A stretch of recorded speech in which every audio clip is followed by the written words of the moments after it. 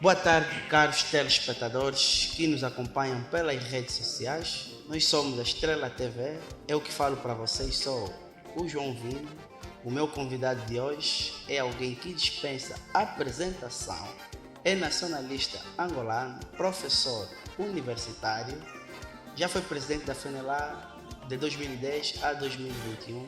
Trata-se do Dr.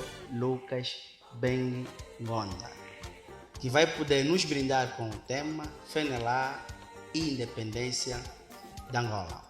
Dr. Lucas, é do conhecimento do povo que a FENELA é o primeiro partido em Angola. Mas há livros que a gente leu e diz que o MPLA surgiu em 1956. Qual é o ponto de vista do doutor? O MPLA não existia. Foi fundado em 1960, em dezembro de 1960. Mas tal como o Mário de Andrade explicou depois, que não tiveram que levar a data, recuar com a data em 56, porque naquela altura, para obter a ajuda internacional, tinha que ser um movimento antigo. E a UPA já vinha desde 1954, está a ver? Então são essas as confusões que surgiram. Mas mesmo assim, fez-se muita campanha contra a UPA, desnecessariamente. Doutor Lucas estava a lutar muito. falou sobre o 15 de março, mas antes do 15 de março houve outras datas. 4 de janeiro, 4 de fevereiro. Nós, a luta da FM, começa praticamente em 1954. Mas 54 não conta muito. Por quê? Porque em 1954 funda-se a UPNA, a União das Populações do Norte de Angola.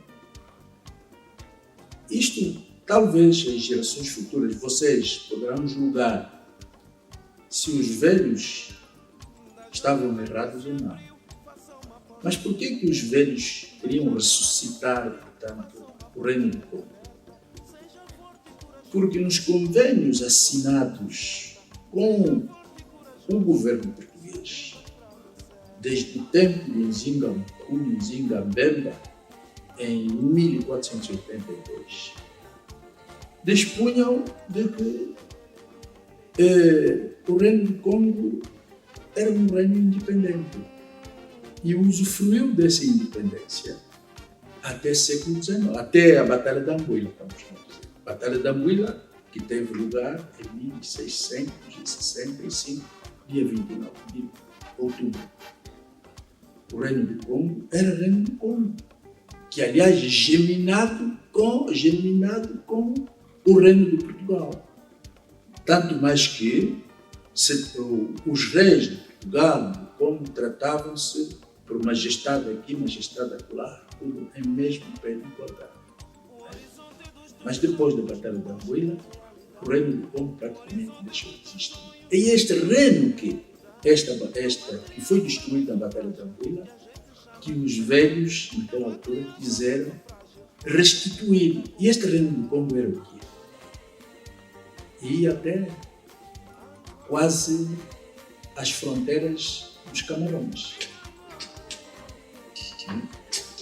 Aqui ultrapassava Benguela.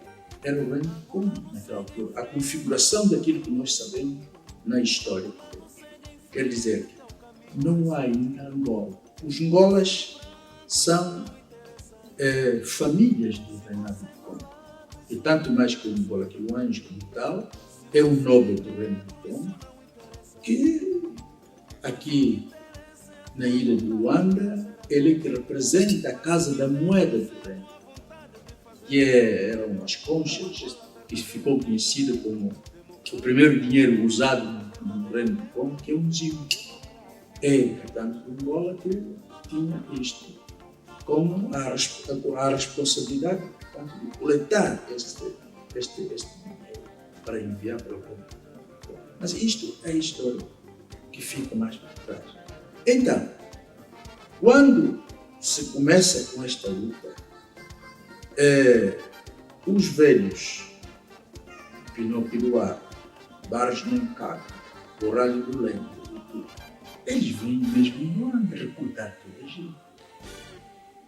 Tá vendo? Não estão a pensar que este terreno vai ser só para os bacongos, como ficou, portanto, escrito em toda a historiografia, portanto, que fala disto, é que os velhos quiseram restaurar o Reino do Congo, mas o Reino do Congo que englobava várias outras regiões.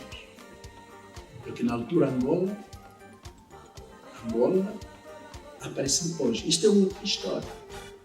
Com Paulo Dias de Novaes, em 1975. Mas antes de Paulo Dias de Novaes, que tem outra história também, em 1975, aquela região toda não se chamava região pertencente a Angola. Era região pertencente ao Reinado do Congo. Mas isso é outra história. Então, sobre a questão que me pôs, então houve outras datas.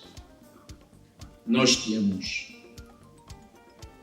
o Cônego Manuel dos Neves, colaborou, que foi um prelado aqui, muito conhecido, um grande patriota, colaborou com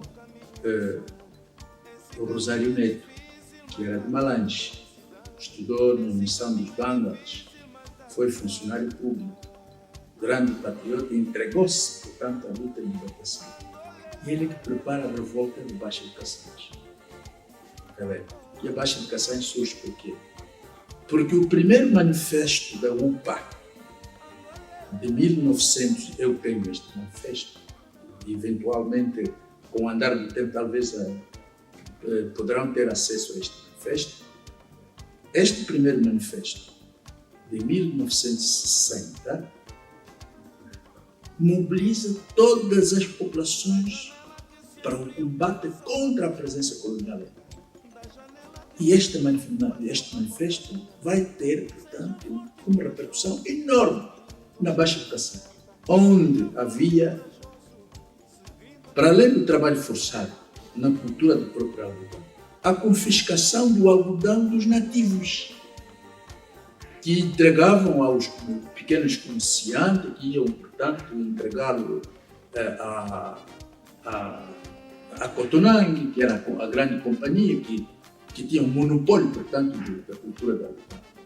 Esta é que recebia, e os populares deixavam de fazer as culturas que alimentavam a fome, apoderou-se, portanto, daquela região e, naturalmente, podemos dizer que o fruto estava no para a revolta de Baixa de Caçães. É assim que temos a revolta de Baixa de Caçães em nome da UPA. Baixa de Caçães é uma revolta em nome da UPA. Mas depois, o 4 de fevereiro, é uma outra revolta também em nome da UPA. Está vendo? Esta é uma outra história que deve ser explicada também para as pessoas compreenderem. Está vendo? Por que se diz que o MPLA iniciou a luta no 4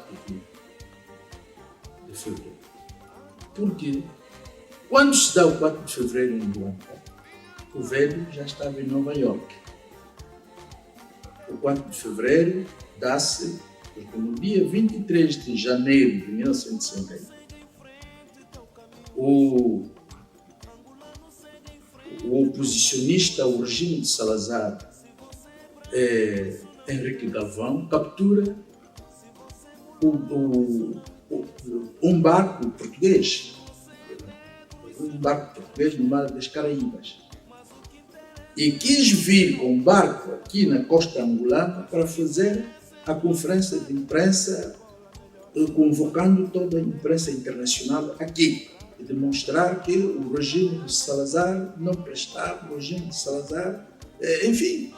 Mas a sua luta não era uma luta de libertação de Angola. A luta do Henrique Galvão é contra o fascismo português de Salazar em Portugal. Nesse momento, em Angola só tinha ainda dois movimentos de libertação. Sim, vamos ver coisa. Dois movimentos de libertação, quer dizer, a FNLA, neste caso, a UPA, neste caso. A FNLA só vai existir como a FNLA em 1962, mas a UPA e o MPLA, que é criado em 1960, portanto, e foi criado em Conakry, o MPLA.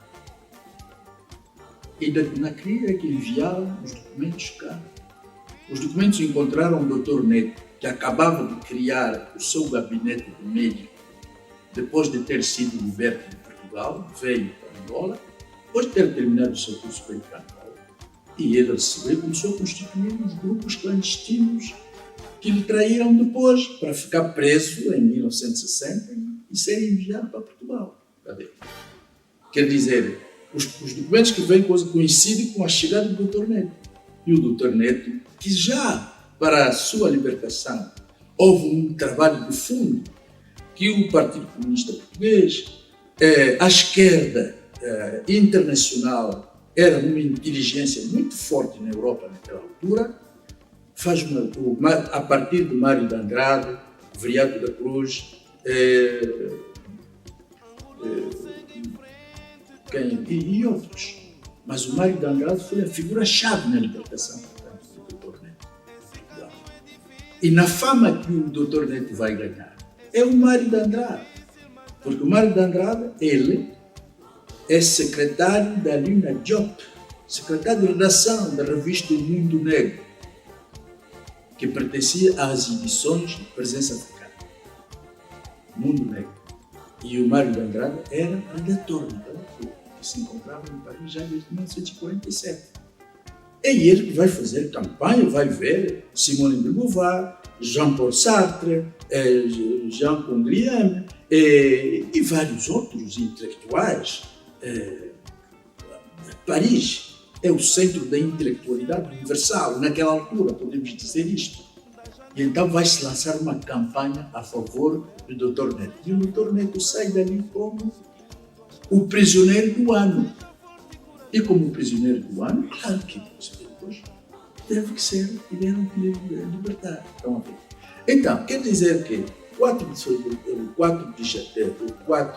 de fevereiro resulta deste movimento todo que, numa outra oportunidade, poderemos descrever de melhor forma.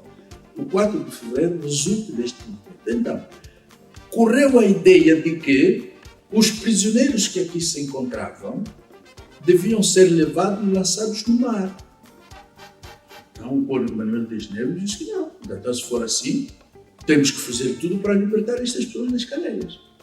É assim que o Cónigo Manuel, é ele que está, ele tinha criado também o seu exército clandestino, manda, portanto, os seus comandos libertar, mas em nome da UPA.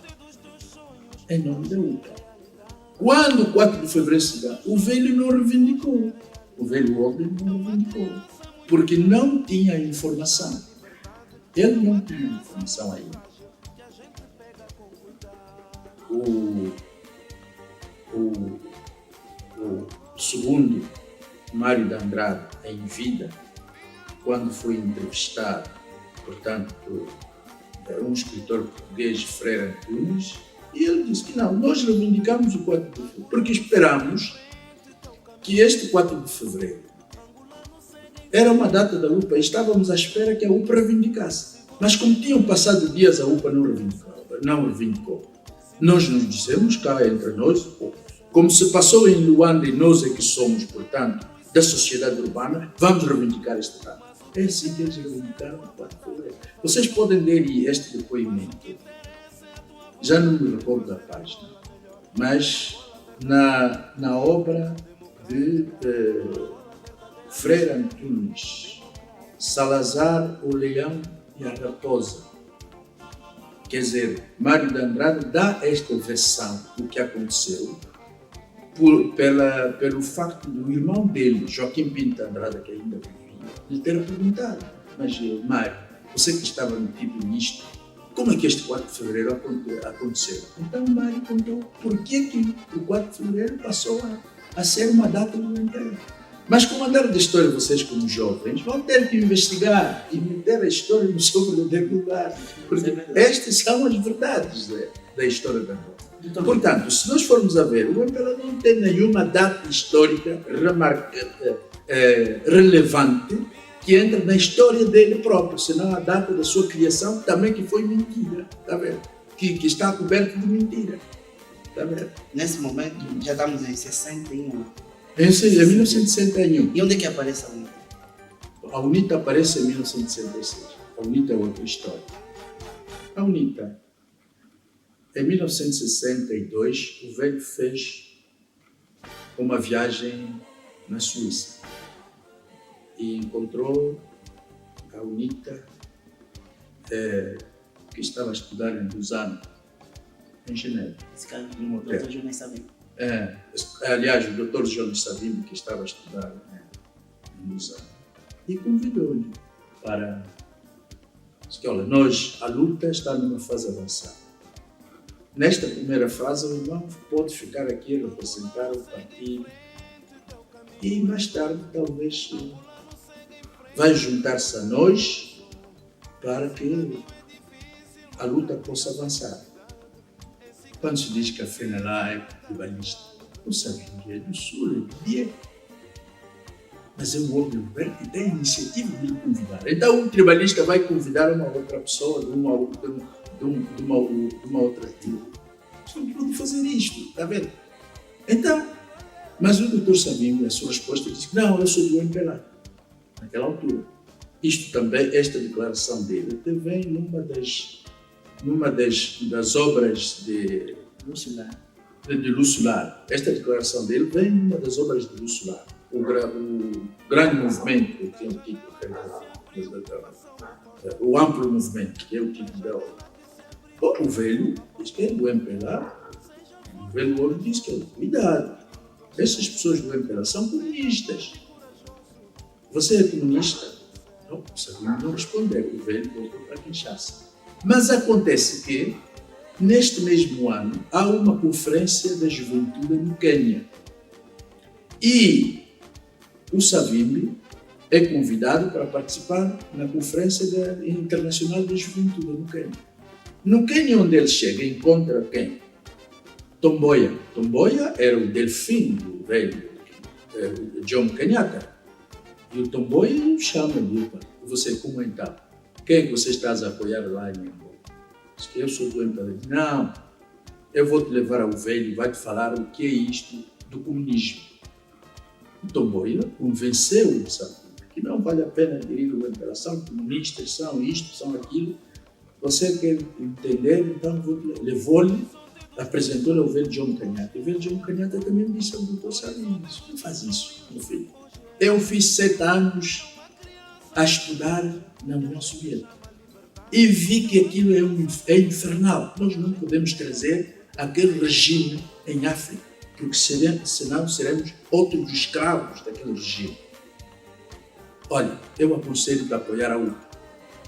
Quando o Dr. Savimbi volta para Genebra, telefona ao velho Walden Roberto. Diz: filho do povo. Chamaram o velho Walden, filho do povo, filho do povo. Eu estou pronto, vir integrar a FNLA e não sei quantos mais. O velho disse que isto, você tinha dito que não, ali já caceta da sua livre vontade. Vem. Quando chega, ele é nomeado secretário-geral do partido. Depois é ministro dos negócios estrangeiros. E o velho começa a andar com ele. Tá? Mas esta história do Dr. Savimbi, não temos muito tempo aqui no programa. É uma história que pode ser contada em outras ocasiões. Mas o que é que vai acontecer? O Dr. Savimbi não estava a procurar nem ser membro do MPLA, nem ser membro da coisa. O Dr. Savimbi tinha feito o seu cálculo assim. O Planalto Central, de que ele tinha a cultura e a identidade marcadamente muito forte na pessoa dele, ele via que o Neto é do Norte, o Walden Roberto é do Norte, o Planalto Central não tem líder. Eu é que serei o líder do Planalto Central. E na FNLA só foi buscar o nome. Quer dizer, estas são as como é que se diz, as subjetividades da história que gira à volta do Dr. Savimbi. Então, o Dr. Savimbi, quando chega, o velho leva-lhe para lhe apresentar, o velho homem leva-lhe para lhe apresentar as entidades, os chefes de Estado, não sei quantos. E volta em Kinshasa. Não tardou muito, ele começou a mobilizar a juventude, que passaram a chamar-se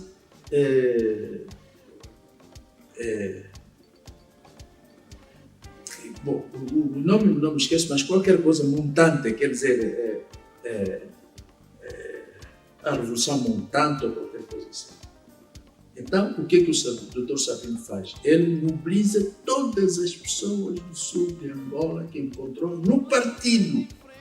O partido que tinha como tribalista, eu que tinha todo o exército, era composto de homens do sul, incluindo o próprio chefe de Estado-Maior, o general Kalundum. Era do UAM. Era chefe de Estado-Maior. Então, um partido tribalista vai meter um tipo do UAM como chefe de Estado-Maior e toda a sua equipa, e do seio do próprio partido. Então, o Savimbi mobiliza os doutores Yauca, o Kalundum, aliás, o Jorge Valentim e vários outros, o Florentino Duarte, que eu nunca vi, não sei se alguma vez ele esteve em Angola, vivia na Costa do Marfim, ele depois de desentender-se com o Dr. Savimbi, e todos estes que eram, portanto, da FENALA, foram mobilizados pelo Dr. Savimbi, para criar, portanto, a UNITA. E então, depois, mas há um episódio que vai se passar. O líder histórico, o presidente Raul Candidato, leva o Dr. Savimbi junto das autoridades zairenses. Na altura, o primeiro-ministro era o Cyril Adula. E para pedir a eventualidade de abertura de uma base militar na região do leste. Porque tínhamos a base de Quencuso, tínhamos a base do Coba, tínhamos a base do Kizamba. Faltava naquela região das Lundas uma base militar para a luta no interior do país. Então ele levou o Dr. Savimbi. Quando saíram dali, o governo zairense aceitou, simplesmente pediu que não se tocasse na linha Feira de Benguela, porque é o pulmão econômico que evacuava o cobre da República Democrática do Congo para o porto de Moçambique, para o porto de Benguela. E então, o primeiro-ministro congolês, Cyril Adula, pediu que vocês poderão montar a vossa base ali, mas não tocam no caminho de ferro. Então, quando o velho sai do gabinete, vai para o Quencuso informar a direção, ao Estado-Maior militar, depois que reuniu todo o exército que se encontrava, portanto, na base, para o velho transmitir a mensagem da criação da base. Então o velho explicou que nós vamos abrir uma nova base na região das Lundas e os cuidados que se deve ter e tudo, a preparação que se deve fazer e não sei quantos mais. Depois pediu ao Dr. Savimbi, o Dr. Savimbi pediu ao velho que também queria dizer alguma coisa. O velho passou a palavra. E ele começou a falar em Ovimbundo. O velho não entendia Ovimbundo. Quem vem dizer ao velho Walden o que o Savimbi tinha dito? Quando o velho viu que os militares a quem o Dr. Savimbi estava a dirigir-se estavam completamente agitados, quer dizer, então, o Pinto Macapa, que era um dos militares lá, veio nos ouvidos do velho Walden. Olha, presidente, sabe o que o Savimbi está a dizer? Está a dizer que você vai escravizamos os povos do sul e não sei o quê, e agora vão criar bases de Mucaca, é mais outra. Então, quer dizer, o velho ouviu aquilo e não disse nada ao Savimbi. Mas os militares ficaram todos agitados, porque eram quase todos ouvimbundos. Os militares, o primeiro exército da FENALA é composto por ouvimbundos, em grande maioria, está vendo? E então, o velho, quando chegou, informou isto ao comitê diretor em Kinshasa. Olha lá onde foi. O Savimbi, o que aconteceu? Passado um tempo, ele pediu que ia terminar o curso dele em Lusaka. Mas finalmente eles já tinham sido mobilizados para o MPLA. Está a ver? Porque o que há aí? Por que o MPLA mobiliza o Dr. Savimbi para destruir a FNL? Porque o único partido reconhecido internacionalmente era a luta. A OUA só reconhecia a luta da luta. O MPLA não tinha demonstrado ainda que estava a fazer luta armada. Porque eles estavam contra a luta armada até 1961. O MPLA estava contra a luta armada. Sim, isto vocês vão encontrar o testemunho de tudo isto a partir mesmo dos discursos deles próprios. O próprio Dr. Neto diz que em 1960, portanto, ainda não sabiam o que deviam fazer, estavam ainda a palpar, se é luta de libertação, mas como é que nós vamos? Estas são palavras do Dr. Neto. Vocês leem num bloco de informação, de fotografias dele, que foi publicado por Conchita Consiglia. É uma jornalista italiana, adepta do MPLA, lutou ao lado do MPLA. E esta é uma entrevista que ele tem com o Dr. Neto. Eu tenho isto, quem quiser, eu vou fazer cópia e entrego, está vendo? Eu tenho este testemunho. Quer dizer, ele entrevista o Dr. Neto, e o Dr. Neto está a declarar que até 1960 eles não sabiam ainda como fazer a luta armada. Está a ver? E está, mas aí lá já estava praticamente informado. Então estão a ver. Quer dizer que tantas as questões que a metodologia de endireitarmos essa nossa coisa, temos que colocar uma metodologia de ver para depois não nos espalhar. Está a ver? É muita coisa junto aqui. Como nacionalista, onde é que estava em 1974? Em 74 estive em Luanda. Do lado da UPA? Não sei sim. Eu sou membro da FENAL desde 1967. Nós, aqui, o falecido André Paulo teve a presença do espírito, morreu em Creta há uns 5 anos atrás. Teve a presença do espírito de criar o núcleo regional de Luanda. O núcleo regional de Luanda que representava a luta. Ele, como tinha um irmão que era marinheiro, este irmão dele, membro da UPA, ia sempre em batalha e trazia informações da UPA. E o André, então, primeiro, constituiu um núcleo que devia ser o núcleo de representar a FNLA em Luanda, com o falecido Sebastião Bacossimba, com o falecido Daniel Bartolomeu, e depois vieram mobilizar a mim. Eu vivia no Marçal, na altura. Quem mobilizou? O doutor, o André Paulo e estes que eu citei. Foram em minha casa, porque o André Paulo éramos colegas. Ele mobilizou o Dr. Lucas para fazer parte das fileiras da UPA, da FNLA, ou para fazer parte do só do grupo? Não, da FNLA, da representação da FNLA. Porque nós conversávamos muito. E a metodologia que eles tinham adotado, antes de mobilizar alguém, como a PIDA estava atenta de tudo isto, antes de mobilizar alguém, eles andavam sempre atrás dele. E o André Paulo, sempre, trabalhávamos juntos no Porto de Luanda. Eu era com frente de carga, ele era capataz naquela altura. Pois. E então, quando terminasse o trabalho, subíamos sempre. Eu vivia no Marçal, ele vivia na Sambizaga, e subíamos aí às Barrocas. A nossa conversa era sempre a luta de libertação. A nossa contribuição. O que é que nós devíamos fazer? Então ele viu que este irmão finalmente pode vir conosco.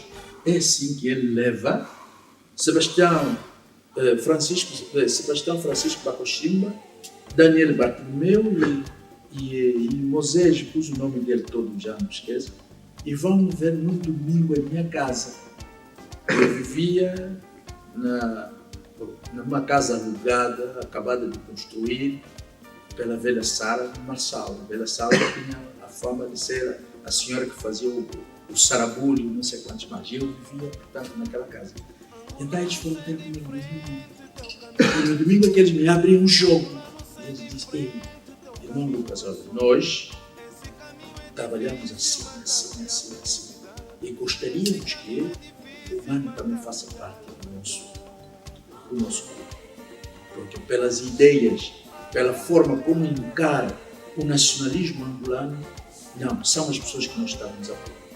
É assim que passamos a trabalhar. E este meu irmão André Nicodemos, chegou também e veio comigo. Ele ainda era quase que tinha uns 20 anos de idade. 20 ou 18 anos, não 20, 18, 17 anos. O André Nicodemos, sim. E então passamos a trabalhar. Passamos a trabalhar em Luanda e tudo. E, o material vinha de Kinshasa, Matadi vinha, estávamos ligados com o irmão e enviávamos. É assim que nós criamos o núcleo regional de Luanda. Dr. Lucas, depois do núcleo regional de Luanda, naquela época, quem foi nomeado como governador? Como governador. O Silvino Silveira Marques. Quando ele vem, toma posse em Portugal e vem em Angola, o que vai acontecer? Todas as forças políticas reuniu-se contra a presença dele. E nesta altura dá-se a morte de 7, um ataque que os portugueses que estavam nos Mocecas, que eram comerciantes, que não estavam a favor da independência, nem do que se estava a passar, estavam completamente frustrados, atacaram ali na floresta dos eucaliptos, ali na curva da Rua da Brigada e Avenida, ali no cruzamento Rua da Brigada e Avenida do Brasil. Atacaram um autocarro e mataram 7 pessoas aí. E o autocarro ia para Casé. Então aquilo foi o pior. Já tínhamos tido um outro evento da morte de João Pedro Bens num bar ali na Rua Senado da Câmara. E desta vez é um grupo, portanto, de comerciantes que atacam o autocarro e matam 7 pessoas. Os corpos estavam na Ilha Africana. André Paulo. Todos os partidos prepararam-se para acompanhar os corpos. André não quis. Não, isto não sei o que eu disse. Não, eu e o falecido José Manuel, que faleceu o ano passado. Eu disse, olha, deixa o André. Se perdermos esta carta, perdemos Luanda. Nós temos que organizar a FNLA. Deixa o André, mais tarde ele verá que o resultado é positivo. Como é que nós podemos continuar escondidos e todos os outros partidos estão a aparecer com as bandeiras? Então a comunidade internacional vai dizer que não, finalmente a FNLA não existe mesmo em Luanda. Então, eu e o André Paulo mobilizamos os irmãos Vanduna, não são os Vandunas aqui de coisa, outros Vandunas do Bembe. Mobilizamos os irmãos Vanduna, mobilizamos os irmãos Chamindele e todos eles fizemos bandeiras, mas de um dia para o outro. Não tínhamos nenhuma bandeira da FNLA, tínhamos só o papel. Fabricamos as bandeiras, mobilizamos a população. No dia do funeral, aparecemos com as bandeiras da FNLA. Não imagina o contentamento de toda a população. Nessa altura, doutor Lucas, já tinha um encontro com Rosa Coutinho? Sim. Não, ainda não, porque aqui estamos nas manifestações contra o sucedido, né? Contra o sucedido e contra a presença do Silvino Silveira Marques, que já fora governador durante a colonização. Depois foi nomeado pela junta governativa para vir dirigir Angola. Então, esta manifestação juntou as duas coisas, contra o governador e contra, portanto, o sucedido. Nós nos preparamos, fizemos panfletos e espalhamos esses panfletos. Esta manifestação chegou em Kinshasa Ele mesmo, André Paulo, depois, quando regressou, ele mesmo é que nos deu a informação, diz que em Kinshasa houve uma grande festa. Quando viram nos jornais que a FNLA apareceu em Luanda, eu disse, meu irmão, eu não te dizia, era isto. Então, mas o André continuou sempre com essa história de esconder-se tudo.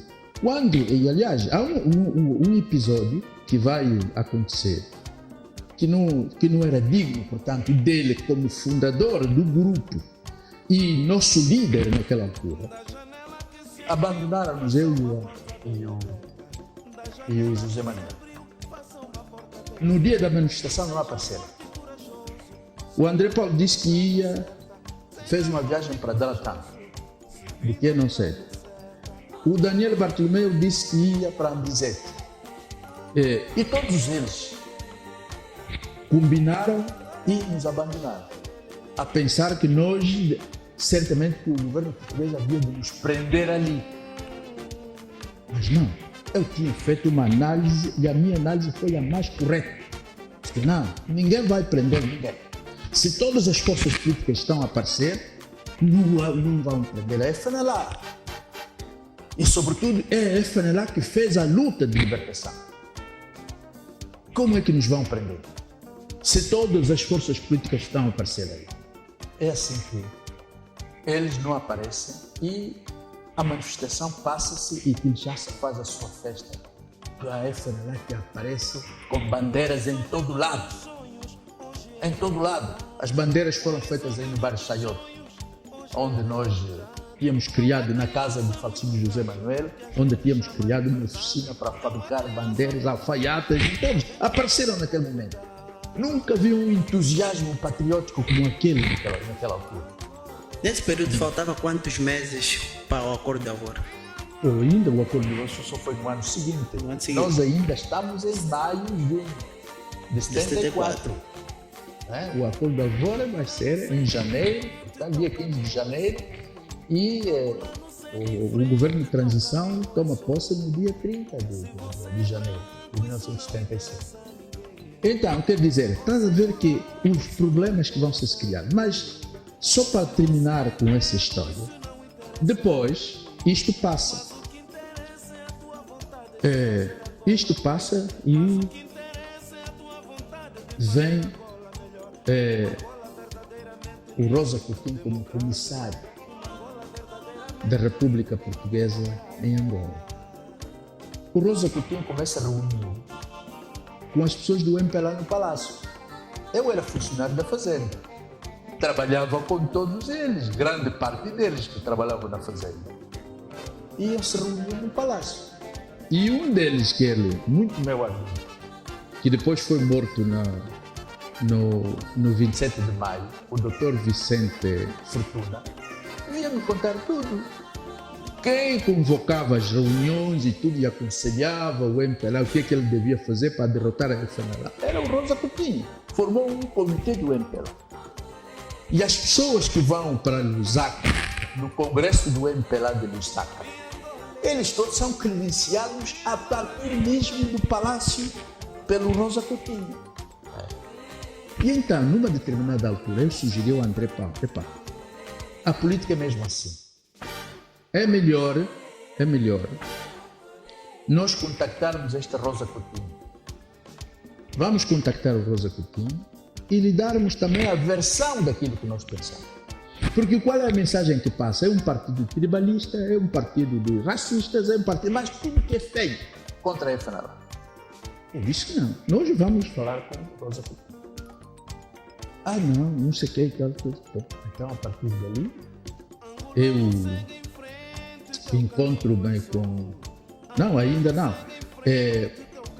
Eu preparei-me. Eu disse, André, faz uma carta, você é o chefe, faz uma carta.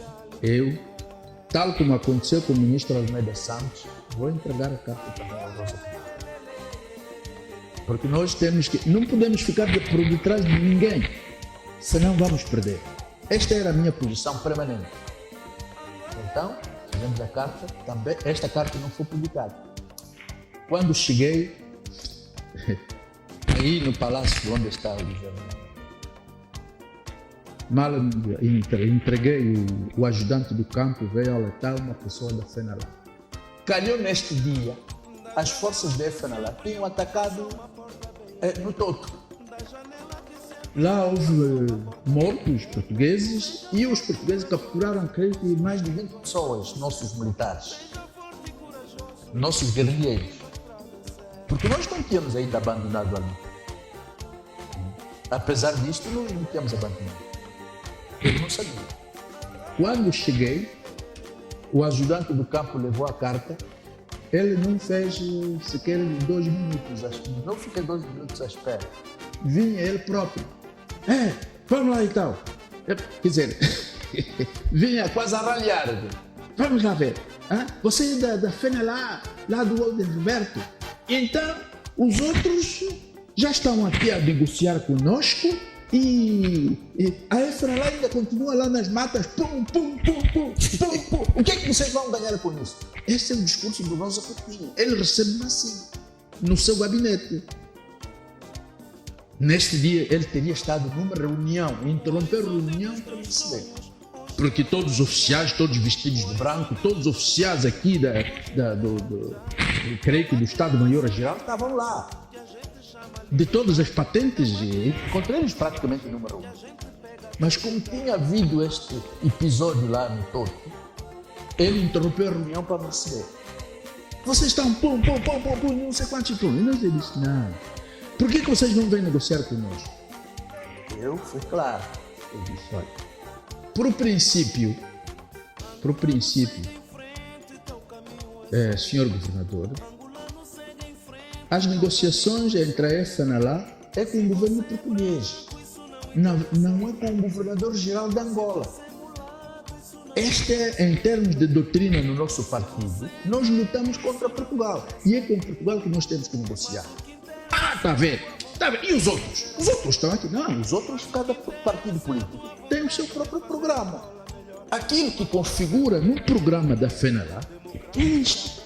Nós temos que negociar a independência de Angola quando o governo português julgar por bem discutir a questão da independência de Angola com os portugueses. Mas nós estamos a fazer o nosso trabalho como todas as outras forças. Se nós sairmos da clandestinidade para falar consigo, porque todas as forças estão aí. É assim que vai acontecer. Então, está a ver, por 2 vezes, eu, quando isto passa, depois aparece o André Franco de Sousa, que me procura, porque depois os jornais começaram a falar de mim. E então aparece o André Franco de Sousa. O André Franco de Sousa disse, olha, há aí jornalistas alemães de uma voz, qualquer coisa, de Echeverri. Como não falo alemão, não tenho bem presente, portanto, o nome do órgão. Quer dizer, era um órgão, uma rádio americana. Uma rádio americana, aliás, alemã, muito conhecida.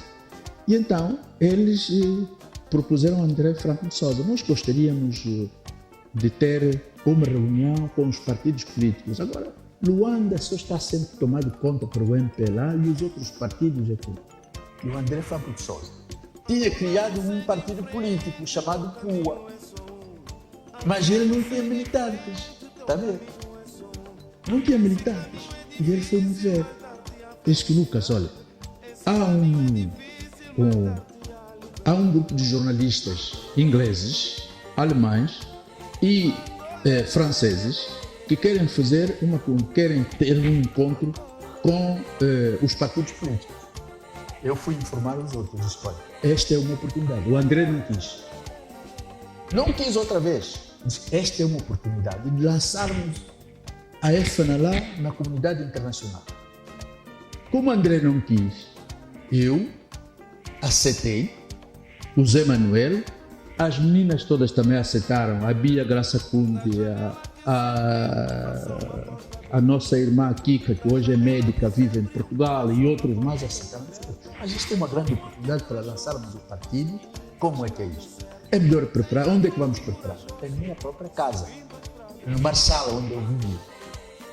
Mas levamos bandeiras da FENALAR, pintamos a casa toda, mandamos fabricar aquela pequena bandeira de mesa e tudo. Dissemos ao André Franco de Sousa, traz um jornalista. E os jornalistas fez. O André Franco de Sousa, como não tinha militante, ele vai publicar isto. Quer dizer, os militantes devem falar lá presentes na sala, como ser os militantes, estás a ver? São coisas da política, estás a ver? Como ser os militantes, estás a ver? O André Paulo, que já me levava como é que se diz? Uma raiva comigo, eu estava ali na garganta, um rancor na garganta. Quando acaba a conferência de imprensa, passa-se muito bem. A FENALAR sai-se em toda parte, é falada na imprensa internacional, BBC e tudo. Mas o André Paulo, o que é que ele vai fazer? Daquelas fotografias todas que fizeram, ele teve o cuidado de tirar todas as fotografias da FENALAR e apresentou as fotografias do partido de André Franco de Sousa, comigo, com a minha, e eliminou todas as nossas fotografias. Quando enviamos novamente para Kinshasa, ele apresentou ao irmão Kabango essas fotografias. Olha, eu tenho lá traidores e tudo, olha, andam já no outro partido. A política. Política suja. Pá. E então ele apresenta aquilo ao irmão Kabango, tá vendo? Mas eu penso que até aí, ali é que eu vi que o irmão Kabango era verdadeiramente um homem político. É verdade. Era um homem político. Eu disse, apresentou as fotografias, escolheu todas elas. Lá onde havia FENALAR, que éramos a maioria que lá estávamos, essas fotografias todas coisas. Escolheu só aquele onde eu estava, junto com o José Manuel e em frente da bandeira do PUA, que era o partido do André Franco de Sousa. Esta é a primeira vez que eu estou a revelar isto, porque já ouvi no partido. Lembra-se que o Laís apareceu com isto, que eu sou do PUA. Lembra-se? Lembro. No congresso da coisa, que eu fui do PUA. Tá maluco? E então, quando fomos na delegação oficial da FENALAR, a delegação oficial, quando o Henrique veio, reuniu-nos e disse, não, vocês que deste comitê que deu muito em Luanda, porque ficamos muito satisfeitos em Kinshasa, porque dizia-se que a FENALAR não existia em Luanda, vocês fizeram um bom trabalho, eu vou regressar a Kinshasa e formam uma delegação. Então formamos a delegação. Ele, o André Paulo, Bia Graça Kundi, eu, José Manuel da Graça, os principais, e fomos para Kinshasa. Mas eu tinha um tio lá preso, o falecido tio Francisco Tomás. Meu tio, eles tinham fundado aqueles partidos deles que queriam negociar com os portugueses e tudo. Então, naquela altura, a FENALAR prendeu-lhe. Estava já há um bom tempo, 47 anos na prisão, lá em Kinshasa. Os familiares foram me ver e disseram, como você veio aí no partido, veio, o que é que tu podes fazer a favor do teu tio, porque ele anda preso aí no Grai. Então, o Angola Kabango era, na altura, o ministro do interior. Então, eu tinha que falar com o irmão Angola Kabango sobre o assunto. Primeiro falei com o velho. O velho recebeu-me no gabinete dele e disse, vai falar com o irmão Angola Kabango. O irmão Lucas tem aqui um tio preso, isso que é o Francisco. Tinha um tio, avô e tudo, aqueles que o meu tio, os familiares que o meu tio tinha carregado com ele, avô Lumuano, o primo Cutijac e outros mais, estavam todos presos lá. Então o velho Holden disse que não se preocupe, eu vou tratar disso com o Kabango. E então, o irmão Kabango, quando me chama para me apresentar ao meu tio, que estava no gabinete dele, lá no Grai, eu vi as fotografias lá por cima da mesa do irmão Kabango. As fotografias estavam por cima da mesa do irmão Kabango. Coisa de sala. Esta é a queixa que o André Paulo coisa. Quer dizer, o que o André Paulo esperava? Como se tinha fama de que o Grai só cortava a cabeça de pessoas. Quando eu chegasse lá, então, era enviado em Quincuso para ser fuzilado. Quer ver? Não, nesse caso, já estamos quase Tá ao bem. final da nossa... Exato, mas está a ver a história, isto vocês queriam saber da independência da Angola, como é que aparece. Do lado da FNLA, é isto que nós vivemos, portanto, e depois as coisas foram se normalizando. Nós não temos tempo suficiente. Aqui, o nosso grupo, como Portugal não quisesse negociar com a FNLA, negociou com o Dr. Savim, negociou com... Aliás, o MPLA estava sempre, desde o princípio, ao lado de Portugal, fizeram todas as manobras, trabalharam juntos. Hein? Todo o processo, desde o dia, desde abril de 74, estava direcionado ao MPLA. O MPLA, quer dizer, não havia distinção entre os militares portugueses e o MPLA. Não havia diferença nenhuma. Tinham o mesmo discurso. Portanto, o único partido que estava fora do jogo era a FNLA. Quais são as consequências que fez com que a FNLA não proclamou a independência em 11 de novembro aqui em Luanda? Bom, claro que este é outro problema. Talvez vocês vão ter que organizar um outro programa, porque isto é uma outra história muito longa, não é? Que o tempo da televisão não permite. Mas só para vos dizer que, como as autoridades portuguesas não quisessem negociar com a FNLA em Kinshasa, nós recebemos ordens de Kinshasa para perturbarmos, portanto, o sistema cá em Luanda. As armas, lança-granadas, foguetes e tudo dormiram em minha casa. Eu vivia ali no Casquelo, perto do aeroporto. Tá bem. Vinha o Pedro Agostinho, o Gaspar Kipete, que morreu nos Estados Unidos. Pedro Agostinho, creio que ainda está em vida e vive depois. Pedro Agostinho e outros.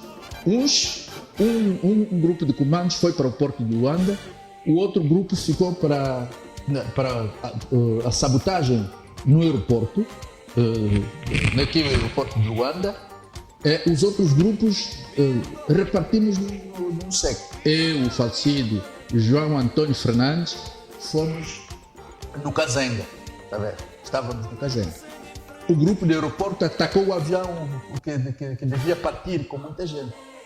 Mandou para lá lança-granada. Rebentou mesmo lá no aeroporto. É isto que fez que Portugal tomasse a decisão de ir em outubro negociar a independência, fazer acordos de independência com a FNLA. No dia 11 de outubro, uma delegação portuguesa, chefiada por o general Fontes Pereira de Melo, dirigiu-se para Kinshasa para negociar, portanto, o processo que nos levaria até a Alvora. Está vendo? Isto também é o grupo de Luanda valeu. E eu estou no centro, portanto, desta questão. As armas vão dormir em minha casa. Temos testemunhas ainda que estão em vida. A Nini, a esposa do falecido Barreto, a Andinda, que ainda está também aí, a Doris, que também está ali. As armas dormiram, quer dizer, passaram a noite. As armas dormiram. As armas passaram a noite debaixo da cama, portanto, da Andinda, da velha Josefa, que já é falecida, a mãe deles, e no dia seguinte foram buscá-los para ir fazer a atividade à noite no aeroporto de Luanda. Estão a ver? São coisas que, enfim... Agora, o André Paulo aparece com isto e com esta coisa fracassada, e a partir dali. Mas isso é falta de reconhecimento. Eu sempre tive nele uma pessoa que pensou pela primeira vez em Luanda criar um grupo, era uma pessoa respeitável. E eu continuo a respeitá-lo. Quando ele vai, o André Paulo, quando o velho vai, começa a guerra civil em Luanda, e o André Paulo é chamado a ficar em Abril, o velho não gostou do André e foi completamente marginalizado.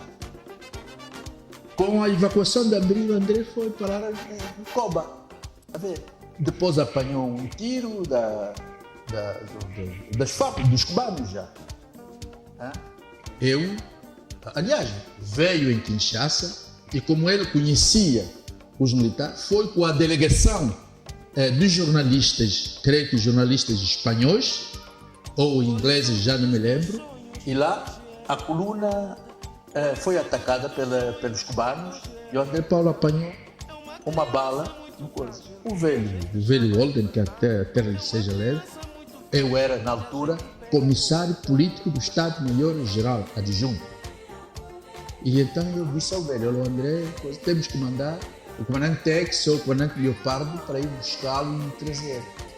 O velho disse que não se preocupa, a guerra só como pessoa. Isto são palavras do velho Walden. Eu disse, olha, irmão presidente, cuidado, o André Paulo, os filhos deles, eu sou tio deles. Eu vi-os a crescer todos. A dona Dina é minha irmã. Se o André morrer de tétano e tudo e coisa, será uma morte inútil, gratuita. Se nós podemos lhe salvar, é melhor ir buscar. É assim que o comandante Tex e o comandante Leopardo vão buscar o André Paulo e vem. O André Paulo não faz parte nem do Comitê Central, nem do Grupo. Quando o Congresso se realizou em Kinshasa, ele estava ausente. E quando eu propus o nome dele, o velho riscou o nome porque não queria ouvir falar. Não sei o que tinha se passado entre eles lá em Paris, mas não quis. Eu depois fiz uma carta, eu devo ter a cópia da carta que eu fiz ao velho Walden, a pedir para o André Paulo entrar no nível político e no Comitê Central. Estás a ver? Ok. Mas é este mesmo André Paulo que nos vai odiar, como quer dizer, enfim, mas são coisas da política, vamos fazer coisas. Doutor Lucas. É a primeira vez que eu falo disto, porque nunca falei nestas coisas. Doutor Lucas, é verdade que o líder histórico Álvaro Ordem Roberto proclamou a República Popular Democrática de Angola. República Democrática de Angola. Em Ambris? Não. Com o fracasso, portanto, dos acordos da Alvor, nós e a UNITA fizemos, portanto, causa comum. Causa comum, o velho estava convencido que a UNITA estava conosco. E se está conosco, então, nós somos a maioria do país. A UNITA e a FNL somos a maioria. Então, se o MPLA proclamou a independência em Luanda, nós vamos proclamar a nossa independência no Luanda. Então, é assim que se formou a República Democrática. Criou-se governos, criou-se os mecanismos todos, não é? Para a proclamação da independência. Então, nesse caso, a FNLA junto à UNITA proclamaram no mesmo dia? Sim, a FNLA, no Palácio do Uambo. Okay. Ali no Palácio do Governo do Uambo é onde foi proclamada, portanto, Não, lá fomos formar o governo, mas no dia de proclamação da independência, eu proclamei a independência, mas o irmão Bola Cabango Luiz. É testemunho o bispo Dom Francisco da Mata Murisca. Estivemos todos, descemos a bandeira portuguesa no Palácio do Governo aí em Luiz, né? Descemos a bandeira portuguesa, içamos a bandeira da FNLA, o Cabango dirigiu algumas palavras, o Dom Francisco da Mata Murisca também falou e as autoridades portuguesas já tinham saído. Os militares portugueses tinham saído. Abandonaram aquilo e já tinham saído. Nós é que proclamamos a independência. Eu era o secretário provincial do Luiz, o governador era o Falcido Barreto, João Antônio Fernandes, e o irmão Gola Cabango, ministro do Interior. Era o nosso superior hierárquico naquela altura no Luiz. E então ele é que estará à cabeça da proclamação da independência de Angola. Chegando ao fim da nossa entrevista, há uma pergunta que não se cala. Quais foram as consequências da independência? Bom, eu não pensaria consequências de independência. A independência não trouxe consequências. A independência trouxe... Não pensem assim que a independência trouxe consequências. Não. Não devem ter esta visão. A independência não trouxe consequências. A independência trouxe a soberania nacional, a liberdade do povo de Angola a decidir o seu próprio destino. Agora, o que houve é a luta do poder. Está vendo?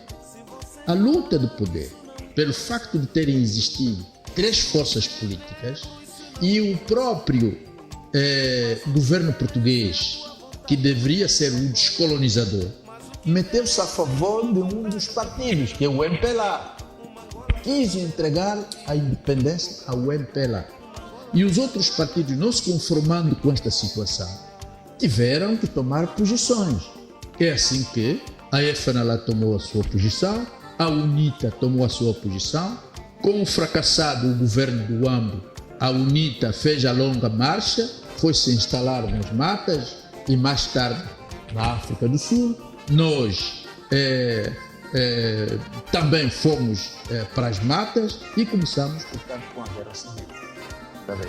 Mas a independência não trouxe consequências. Está a ver? Trouxe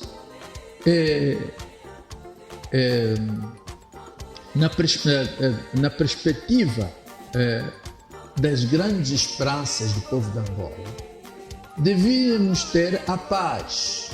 Depois da proclamação da independência,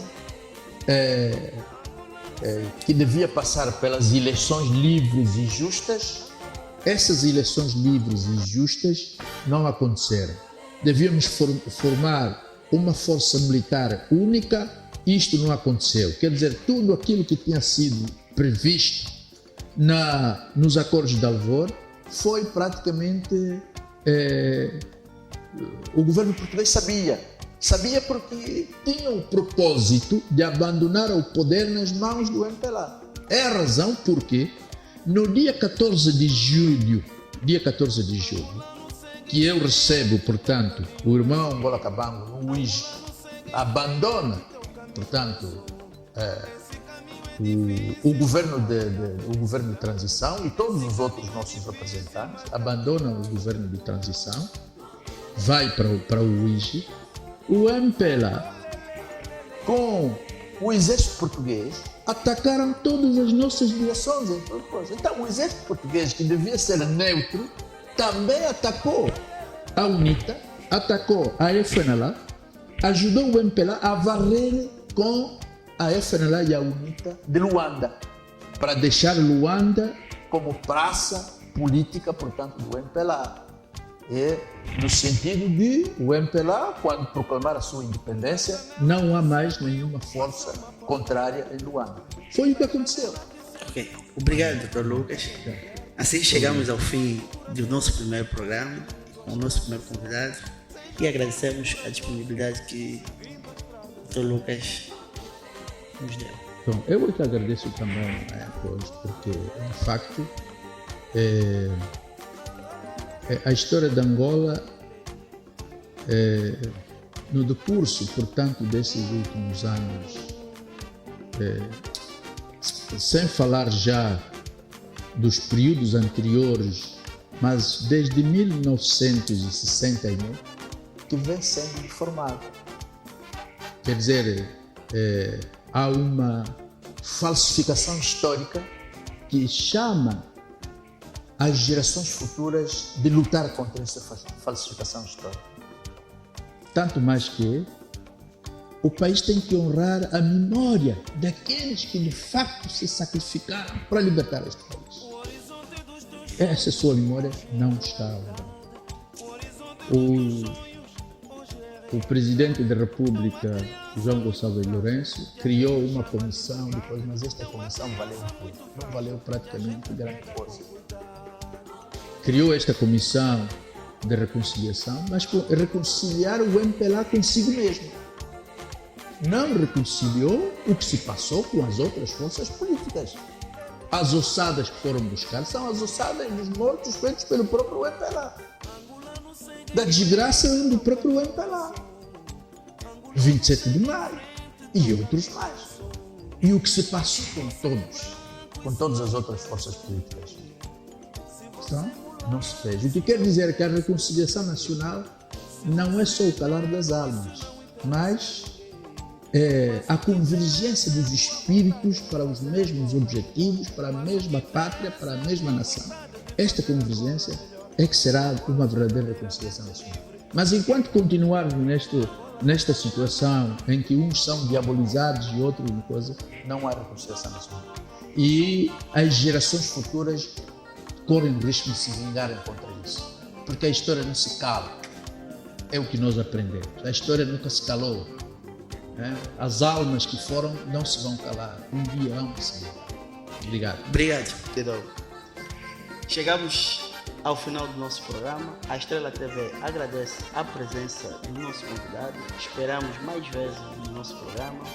Aos nossos telespectadores que nos acompanham pelas redes sociais, a Estrela TV também agradece e não esqueçam de deixar os vossos comentários, partilhar, deixar os vossos likes e deixam também as vossas sugestões.